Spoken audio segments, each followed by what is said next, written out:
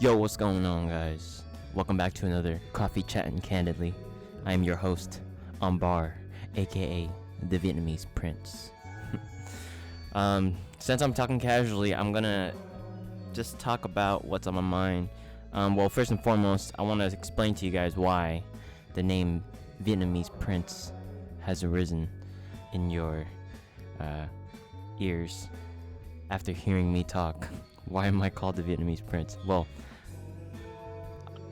it's self-proclaimed basically. I'm not a real prince, but there's like a story behind as to why I call myself the Vietnamese Prince. Well, it was when I was living in San Diego, and basically I was missing my family a lot during that time. It was a really hard time. I had recently just broken up with my ex-girlfriend. Well, she broke up with me, and then I lost my dream job. Basically, I was working at a coffee shop that I really wanted to manage and grow with. My best friend worked there, and it just didn't work out, and so I was kind of having a hard time. I was working at Starbucks too, so you know how it goes. But anyway, I was just sitting, and this was during a time when I was actually smoking cigarettes. I was smoking like a pack every 3 days. I know there's people out there that smoke a pack a day, but still, like, cigarettes are bad for you. Stay away from them. I was just sitting there. I was having my cigarette in my lunch break, and I was kind of thinking about my family. And I kind of had this realization that my family really brought out this almost like royal feeling in me, especially when I was living with them. And I kind of thought to myself, like, yo, like, you don't really necessarily have to be rich, like wealthy monetarily, to be of royalty. Like, it can be all intrinsic values, like all the things that you've worked on over time and grew a wealthy amount of, like, humbleness or hardworking, like a hardworking work ethic. I can't even speak right now. But yeah, you know what I'm saying? So that's why basically I came up with that name, the Vietnamese Prince, because I felt like my family really taught me a lot of, like, good morals and skills to bring into my, like, take into my life. I don't know. That's just basically it. But yeah, let me talk about what I'm sipping on right now.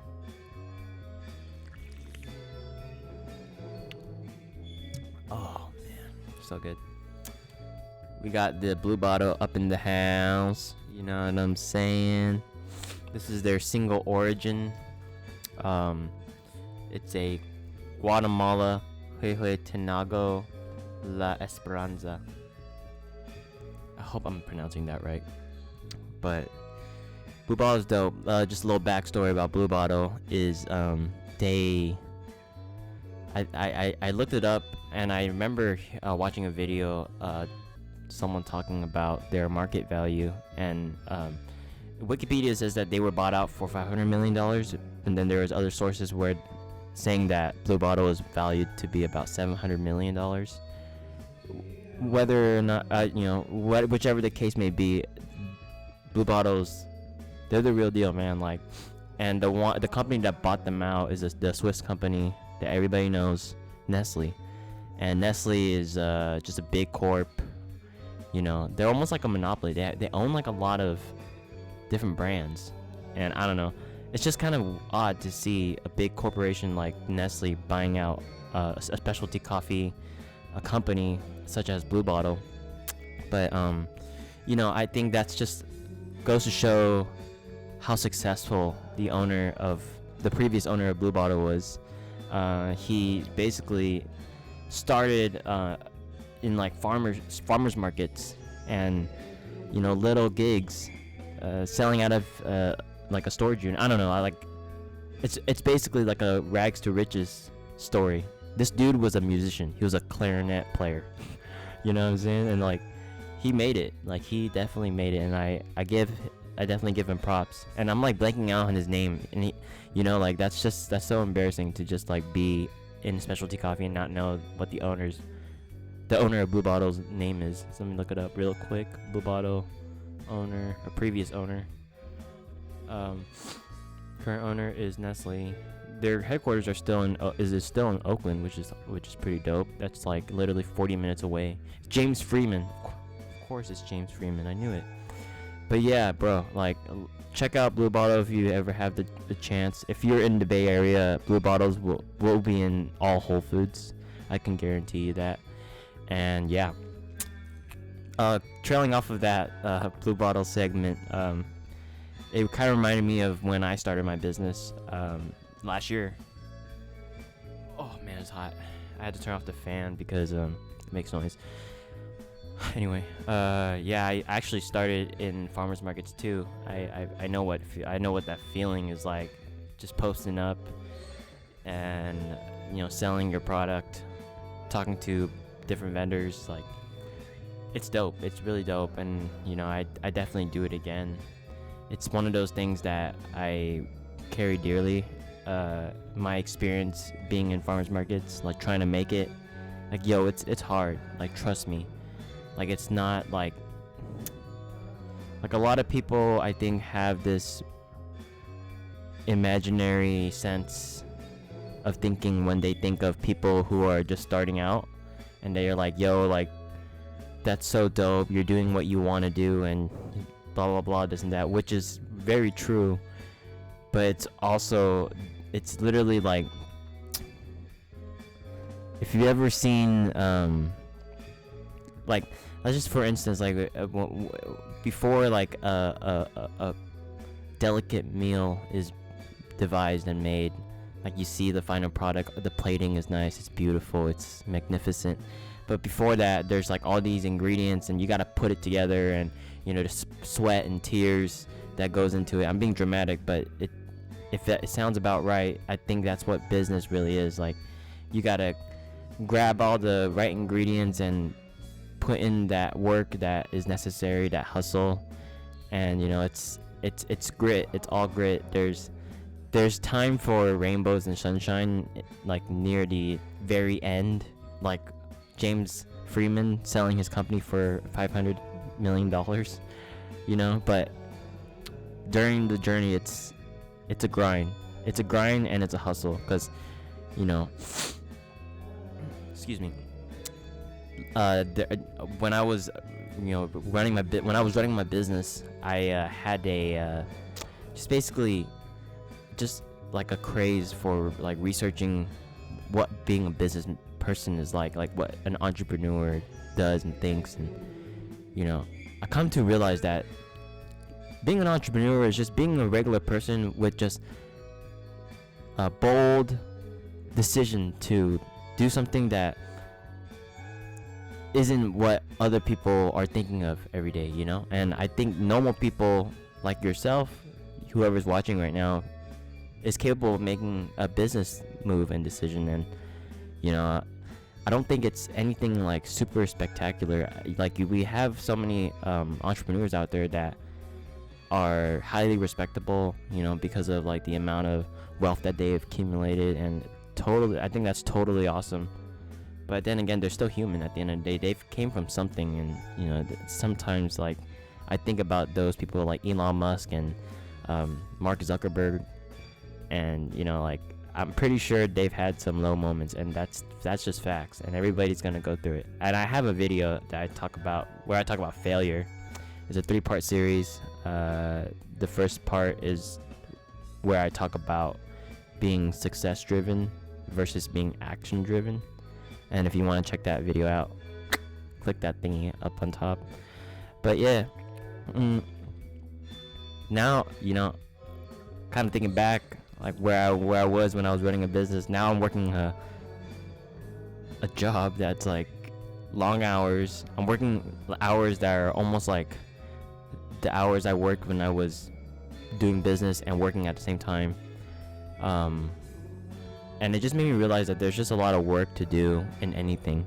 When it's working on your own business or when it's working on another person's business, you're gonna run into a lot of things that has to be done, and your time has to be put in, and time is priceless. Like, whatever you put your time on, you're not gonna get it back. So Yeah, and now I'm just learning and understanding what I can do better with my time in the future. And yeah, I really hope that can just boost my productivity when I start a business again and start a brand. You know, hopefully this YouTube channel blows up. I mean, like, you know, like, does well, at least. Oh my gosh, I'm sweating like crazy. It's summertime and it's like impossible to not live without a fan, and I want to turn on my fan as fast as I can right now. Dude, I'm like rapping bars. So just before I wrap up, I kind of want to talk about, like, I've been listening to a lot of lo-fi, and you know, I got these AirPod Pros that I bought. I hope it focuses, but it says Vietnamese print on it. I engraved it. You get a free engraving when you buy AirPods on the Apple, I think. But anyway, I've been listening to a lot of lo-fi, and it's been really helping me with just thinking through certain situations. So there's this receiver, and the people that when you go into a grocery store and you're bringing in product, you're gonna run into a receiver who's going to take in your product.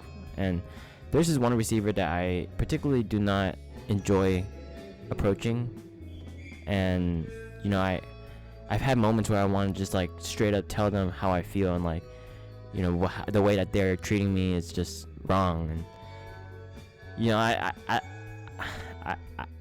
feel like I'm justified to be able to do so, but at the same time too, I think about it in a bigger picture where I'm working for a company and I'm a face representing, you know, something else, and the way that I react or the way that I, you know, present myself, there's a lot of factors into how a person's going to judge me and also my affiliates. And so, yeah, with the lo-fi just playing in my head while I'm going on my way to that receiver, you know, I thought to myself, like, yo, man, I'm gonna tell this person, you know, I'm gonna stand my ground, and I'm gonna tell them, you know, like, everything that they've been saying to me is rude, blah blah blah, this and that.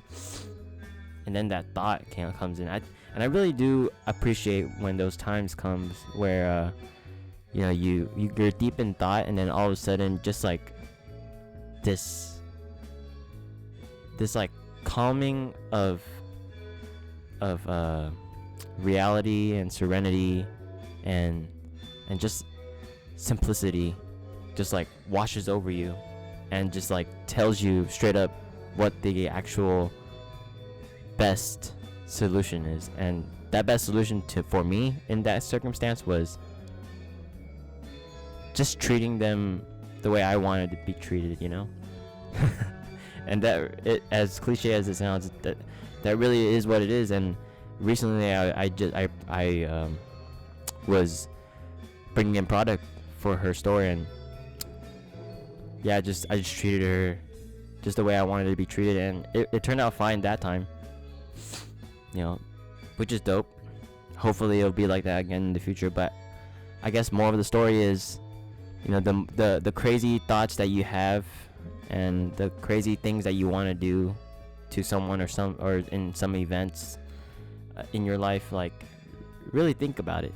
And I suggest putting on some lo-fi and really allowing yourself to rap out that those thoughts. And so yeah, guys, thank you so much for sticking around on this Coffee Chatting Candidly episode. I really appreciate it. Please comment, like, and subscribe if you can. It would really help. You know, I'm just starting out as a YouTuber, and I really want to provide as much content as I can. These style of videos, and also some documentary videos and tutorial videos too. I have a lot of ideas up my sleeve that I want to put out, and guys, just stay tuned. And yeah, guys, I'll see you next time. Peace.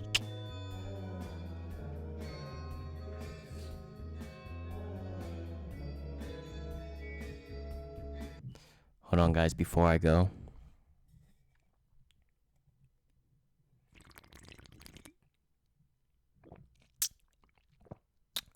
Oh, yeah. That single origin.